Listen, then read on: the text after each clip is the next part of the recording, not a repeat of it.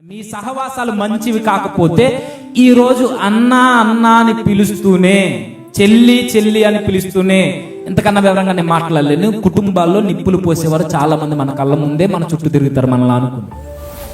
ఎప్పుడైతే దేవుని వాక్యము, భయము, భక్తి, సన్నిధి ఇవేమీ తన జీవితంలో లేవో అలాంటి వారితో మీరు సహవాసం చేస్తే మీ జీవితమే కాదు, మీ కుటుంబాలు కూడా నాశనం అయిపోతాయి.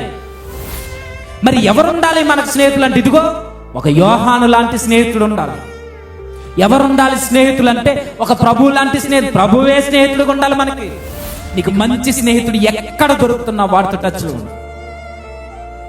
ఎక్కడున్నా సరే, యోహాను గారిది, ఆంధ్రేయ గారిది పక్క పక్క ఇల్లులేం కాదు ఉండడానికి.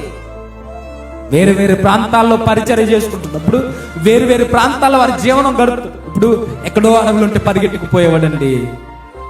ఎక్కడ మంచి సహవాసాలు దొరుకుతాయో అక్కడ స్నేహితులు ఎదుర్కోండి. మరి ఎక్కడ దొరుకుతాయంటే? ఎక్కడ దొరకవు, దేవుని సన్నిధిలోనే దొరుకుతాయి.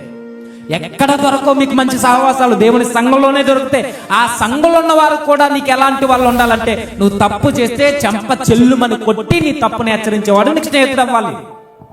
నువ్వు చేస్తున్న ప్రతి తప్పుని ఎంకరేజ్ చేస్తూ, పర్వాలేదురా, దూకేరా, పర్వాలేదురా, చేసేరా, పర్వాలేదురా, వెళ్ళిపోరా అని నీకు సలహాలు ఇచ్చేవాడైతే నీకొద్దు నీకు స్నేహితుడు.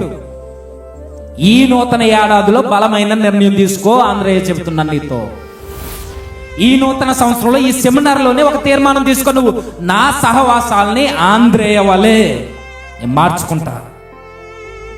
నా సహవాసం ప్రార్థన పరులతో, నా సహవాసం భక్తి పరులతో, నా సహవాసం దైవ సేవకులతో, నా సహవాసం దేవుడు దేవుడు అని తిరిగే ఒక వ్యక్తులతో, మంచి వ్యక్తులతో, వారితోనే నా సహవాసం. నేను తీసుకో.